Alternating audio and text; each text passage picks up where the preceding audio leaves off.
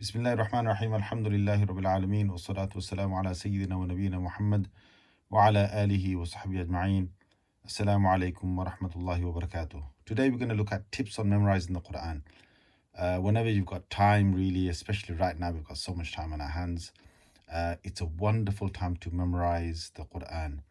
And you might say, well, why should I memorize the Quran? Well, just looking at the benefits of just reciting the Quran, you can see that you're reading and reciting the Quran, and what you're doing is you're fulfilling a duty that you've got. It's a command of Allah Azza wa Jal. You know, the Quran on the Day of Judgment is going to be a proof, a hujjah for you on the Day of Judgment. You've got shafa'ah, you've got an intercession that you can look forward to. The Quran will intercede for you on the Day of Judgment. You'll have immense barakah and you'll have immense blessings in your life just by reading the Quran. You'll be of the best of people. The Prophet ﷺ has said, خَيْرُكُمْ مَنْ تَعَلَّمَ الْقُرْآنَ وَعَلَّمَهُ. So you'll be of those people whom Allah Azza wa Jal has blessed of being the best of people, teaching others and learning the Quran. And the Prophet ﷺ has told us that there's 10 rewards for every single letter of the Quran that you recite. So for Alif you get 10, for Lam you'll get 10, for Mim you get 10. And you'll be with the most noble angels, and those angels will be with you if you recite the Quran. And as for those who memorize the Quran, they're going to be at the highest level. Now, this whole session is not about memorizing the entire Quran, but it's about memorizing some parts of the Quran. If you can't memorize the entire Quran, you should always know that memorizing part of the Quran has got immense benefit in it. And the Quran will lead you to paradise in the end. Now, of course, this has been taken from QuranReading.com, so a contribution towards to them for making this chart and so on.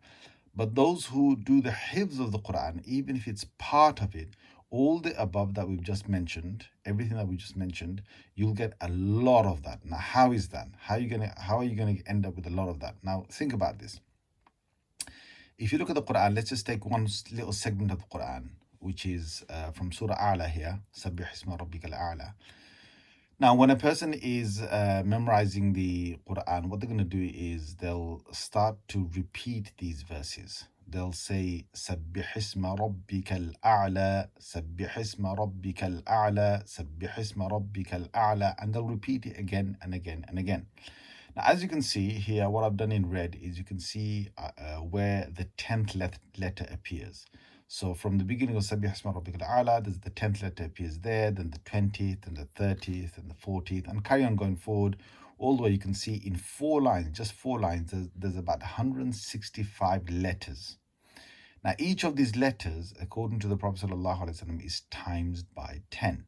So if you just take the first verse, for example, Sabbih Isma Rabbikal A'la, which has approximately 20 letters, and if you were to then times it by 10, then you have the number of 200. So you've got 200 rewards for the Day of Judgment just because you recited this verse just a few times, right? 200 you've got it 200 sorry you've got it straight away by just reciting once. But if you repeat it 5 times, you've got 1,000. If you repeat it again another 5 times, you've got another 1,000. That's 2,000 there. If you continue repeating these verses, doing your hifz, then by the time you've reached just these 4 lines, you would have just by repeating them 5 times each, okay, you're reaching something like 16,000 rewards. Now imagine, right? Because the hafiz, or the one who's trying to memorize this, is going back and forth, trying to repeat it over and over again. And imagine an estimated reward during memorization of this passage of the Quran is actually going to be about 50 to about 100,000 rewards. Imagine that just by trying to attempt to memorize this. That's the estimated reward you'll get, because you'll be repeating it over and over again so many times. It'll come back and forth to try and keep it in your memory. Now, that's a lot of reward which we need for the Day of Judgment, which we need for the grave. Okay, so once we go to the grave, we're going to need all these different rewards that are going to multiply once we get to the day of judgment, because Allah Azza wa Jal, He'll give us 10 rewards. But according to Hadith, He says He can give it ila sab'i mi'ati dhi'fin. So you could have up to times 700. You could have, up to another times 700. And the same hadith says, ila ad'afin kathira. You could have it even more depending on your sincerity, the way you recite it, and so on. So there's so much reward to get in just trying to attempt to trying to memorize a little part of the Quran. So let's move on. These are some tips that we've got here. So try and be sincere in memorizing the Quran. You don't want to do it just for your parents or just for somebody who's wanting you to memorize the Quran. No, do remember that the Sahaba radiallahu anhum ajma'een, they wanted to read new verses in Salah to Allah Azza wa Jal. Now that's a blessed thing in itself. Like you're trying to do your Salah, but you're thinking that, you know what, I want to do my Salah, but I want to recite something new to Allah. It's a wonderful thing to have in mind. Do also, make dua that Allah makes it easy for you. And remember that the less sins you have, okay, the less sins you have, the sharper memory you will have. This has to be said that your memory depends on staying away from sin, and it will make it easier if we stay away from sin. The memory becomes sharper and sharper. Now, if you sleep early and you rise early, you're again increasing your chances of having a sharper memory. The best time to actually memorize is early in the morning. If you can do it after Fajr or even during Tahajjud time, you've got a very good, your brain is very relaxed at that moment, and your brain can retain a lot at that moment. You've got a very important thing here, which we've got to mention, which is your tajweed. Now, a lot of you have done your tajweed. When you memorize the Quran, you've got to remember that it's more important to memorize it with tajweed than without tajweed. Okay, some of this other stuff that we've got down here, we will look at it a little later, which is to continue to be at your memorization and continue to repeat it again and again. Now, you might find it a lot easier if you do take breaks between memorization. So you don't want to, memorize and memorize and memorize. It also helps to have some kind of exercise in between or moving your muscles, which will increase the brain memory retention power. Having some certain dietary in your foods, like having fish. Those of you who love your fish, alhamdulillah, you should have a good brain there. Forget about the little chili there I've got there. That's nothing to do with increasing your brain power. But let's look at this. You've got a lot of foods here that are healthy, that it will increase your brain power. And look at some of these. You've got almond seeds there. You've got apples there. You've got bananas. You've got your sweet potatoes, your spinach. You've got your squash, your oranges. You've got your walnuts. You've got coconut. If you look at most of these, they're to do with fruits and seeds, okay, and vegetables like broccoli and so on, which increases memory power. Do you see chicken and chips in here? No, you don't. Do you see your fried foods and your fatty foods and so on, or your junk food? No, you don't. If you seriously want to increase your memory power, these are the foods, or some of the foods, that will increase your memory power. Subhanallah al-Azim. And they did say even early on in the Islamic tradition that many of these sort of seeds, you can see a lot of number of seeds that are shown here, especially these ones that are sort of dried kind of nuts. They increase the power of the brain. Now, let's put another thing to the table. Abu Hurairah radiallahu anhu, he reported more than 7,000 ahadith from the Prophet sallallahu alaihi wasallam. But he was an individual who often stayed hungry. Do you remember that? So hunger is something that will give you an increased sharp memory power over having a full stomach. If you want to memorize again, what you want to do is you don't want to be too tired. Now remember we said about sleep, you don't want to be too tired and you don't want to be too you don't want to be in a state where you've overslept. The same thing happens with the same thing applies to food, that you don't want to be overly hungry and you don't want to be You don't want to be starving, but at the same time you don't want to be full stomach, because both of those things will affect you trying to memorize something. So a little bit on the hungry side is better than being on the side of being full, because when you think about it, when you eat a lot, then you just feel like just sitting down. You want to sleep. Your brain wants to switch off, right? So if you look at that, you think, well, if I eat less, then my brain would want to stay awake. Now, when you're memorizing, please remember, try to sit without distractions, especially with the social media distractions, phone distractions, other distractions you've got. You can't really concentrate much if you've got these distractions around. So even for your, half an hour, you're going to sit down, your, 20 minutes or 45 minutes, whatever it is, whatever time you've set, whatever surah of the Quran you wanna try and memorize. And I'm going to encourage you to try and memorize the 30th juz. Keep that for your life. It's something which we often hear in our salahs, in Isha, in Maghrib, when we go to the masjid. If you memorize the 29th juz along with the 30th juz, is something which you'll hear in the Fajr prayer as well when it's been recited. But if not just that, you can have it for your life, right? So you can have it within your own system, and you'll always be repeating the 29th juz, the 30th juz, if you were to memorize that.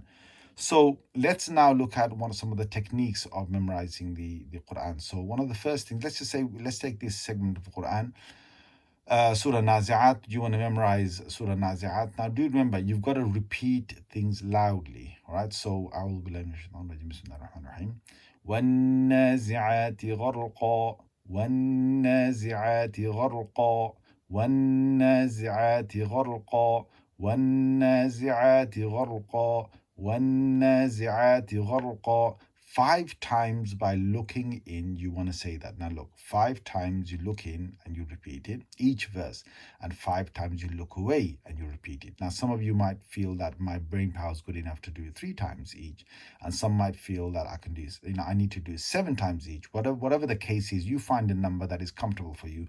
I've given you an average number, which is 5 times. 5 times you look in, 5 times you look away. Now, what are you doing when you're looking in?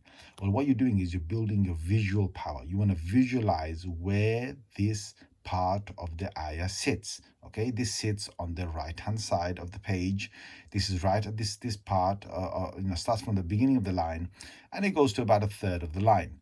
So when you're reading one nashitati nashta and you're repeating that again and again, you wanna picture that exactly where it's on the page as well. Now this will probably be at the bottom of the page of the Mus'haf. So you've got a third line above from the bottom, and from the beginning you've got one nazi'at kharqa, then you've got one nashta. So you're trying to visualize it at the same time, because you're repeating it loud and loud again and again. You got the audio, okay? So your own voice is going into your ears, and that creates an audio retention of these verses. And if you repeat it loudly, and you say it loudly again and again, you'll hear the same thing being said, the same sounds said again and again, and this is gonna help you. Now, don't forget, you should try and recite it slowly. Okay, so if you say what will happen is that you will not be able to recite it slowly later on, and your tajweed is probably not going to be there too. So try and repeat it slowly over and over again, 5 times looking in, 5 times looking out. And what you want to do is you want to read systematically, which means that you want to go ayah by ayah, not going, oh, let's do this a little bit, let's do that a little bit more, let's go back to this, let's jump over here. You don't want to be jumping around. You want to do it systematically, ayah by ayah. So let's say, for example, I've done, let's take this as an example. Okay, so let's say, for example, this has been completed. Okay, one nazi'ati gharqa, I did 5 times looking in, 5 times looking out. And now I'm on what nashita the nashta, I did exactly the same thing, 5 times looking in, 5 times looking out. And what I need to then do is I need to do the full thing. Okay, so from one nazi'ati gharqa all the way to one nashita nashta, the full thing 5 times over and over again. So وَالنَّازِعَاتِ غَرْقًا وَالنَّاشِطَاتِ نَشْطًا وَالنَّازِعَاتِ غَرْقًا وَالنَّاشِطَاتِ نَشْطًا. Like that again and again and again. Visualizing it 5 times and then moving my eyes away so that the audio can also be something which helps me remember this. And then I move to the next verse. All right, and like that I will move towards the different verses, but each time I complete a verse, I need to come from the beginning, right, all the way to where I've done it. So by the time I've got to down here, what I'm doing is I'm repeating this verse 5 times, looking in, 5 times looking out, and then I would have to go all the way back to one nazi'ati khalqa, and from there, start from here, go all the way, full 2 lines, right to this line here, and say it 5 times over and over again. Right. So what this does is that it reinforces the learning, and this is one massive part of us memorizing, which is you need to reinforce. The more repetition you have, the more you'll be able to retain it. Don't forget what the Prophet ﷺ actually said. He said in a hadith, he told us, especially regarding those parts that we've memorized, he said, by the one in whose hands Muhammad ﷺ's soul is in, it escapes, meaning the Quran will escape from your memory faster than a camel does from its tying ropes. So if somebody hasn't tied the camel properly, the camel will run fast. Depending on how tight you continue to tie the camel, you'll find that you've retained that. Now, this is very important to understand. This is very natural that will happen to you. All right. So let's bring this up. You'll have a drop in retention. What do I mean by this? So you will see that you would have memorized something. So this is the part. Let's say 9 a.m. in the morning, you're sitting down. 9 to 10 a.m. you're sitting down. You're memorizing something. You start from 0%. You carry on going up, till you get to 100%. And now this thing is 100% in your memory. What will happen throughout the whole of the day, as you can see, the day is passing by. That retention, whatever you've memorized, is going to start dropping down, and it's going to start to get to a level where it's almost like 5 to 10% by next morning, right? You will see this will happen with more or less most people. There's nothing to be worried about, because what will happen is the next day when you come back to it again, you start again in the morning, and this time you started at your 10% mark, and you continue to go very fast back to your 100%, okay? And then this time what happens is, because you've been through this once already, today the drop in retention is going to be a lot less. By the end of the day or by the next morning, you should be about 40-50% of that you should have retained. When you come back to the same thing again, so this is that same one nazi'ati gharqa which you just learned, right? So this is what's going to happen, right? You memorized it now. Everyone's going to see a drop in the retention, right? This is everyone. You'll see some sort of drop. Some will have it sharper, much sharper. Most people will have it something like this. If you're memorizing, let's say, a page of the Quran or something, and some will have it slower. But eventually what happens is, when you come back to it again and again, you'll see the drop happening less and less, until you'll see that, it'll be something like this. So let's say after days and after weeks, okay, you'll see the drop. You'll start from somewhere like 50% or 60%, 70%, and each time it drops, now it only drops to about 55%, and you memorize again, and it'll drop to the same thing, and memorize again, and then you'll see that subhanallah al-azim, by the 10th time you've done this over and over again, it'll start staying at about 70%, 80%, right? And soon it'll probably stay at 100%. Now take this advice as well, which is recite to someone else. This is a sunnah of the Prophet ﷺ, where the Prophet ﷺ used to recite to Jibreel alayhi salam, and Jibreel alayhi salam would recite to the Prophet ﷺ. Just as someone listening to someone. So listening to someone is part of it, and also you reciting someone is a massive part of it. So when you've memorized it, you want to recite it to someone, just to see that they don't, there's maybe a mistake that you overlooked, which they've actually caught, and they've told you about this mistake. Now, what you memorize, you got to remember this, okay? What you memorize today, yesterday, you've got to come back to that very frequently. What you memorized this week, you got to come back to that quite often. What you memorized last week, last month, you can come back to it a little less, but you still need to come back to it.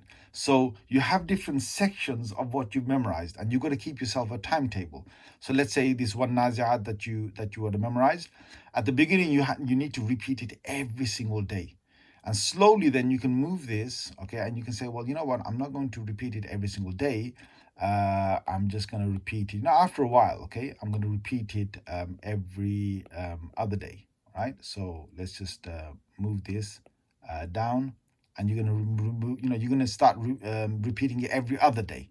Now after you've done that for a few days, a good few days, then soon you should be able to repeat it every third or fourth day. All right. And then after a good few cycles of that, then you'll see that you can move it to the next one, which is every week or every second week you need to come back to one nazi'at. So whenever you start with the surah first, right? So let's just say now, let's just move this back here again, and let's just say you had another surah which you were memorizing, right? So you were memorizing Surah Abbas, right? Surah Abbas. Now, when you were memorizing Surah Abbas, what happened is Surah Abbas, again, first when you memorize it, it has to be done every single day. And then, like this one Naziat, it's going to start moving down, right? So as you memorize it again and again, and you repeat it again and again, you're going to find that you'll have a timetable where the new surahs have to be done every day. And then the recent new surahs have to be done every other day. The ones that are getting a little bit, a few days older, then you need to repeat them every third or fourth day, and those other ones every week or second week, and some of them you'll then move it to every single week, right? So let me just give you a few more tips on how to keep this retention going on. You should try and develop yourself some form of timetable where you're reciting the surahs in your prayers. So you might start with, Surah Fajr, in your Fajr Salah, you might start with Surah Tariq. You might just as a random, example, Surah Tariq is going to be in your Fajr prayer. With that, you might have had, Surah Buruj and Surah Tariq in your Fajr prayer. In Dhuhr, you're going to say, well, I'm going to do Surah A'la and Surah Ghashiyah over my Dhuhr Sunnah, Fajr, Sunnah, my Fard, my Sunnah, 2 rakat Sunnah as well. I'm going to do that.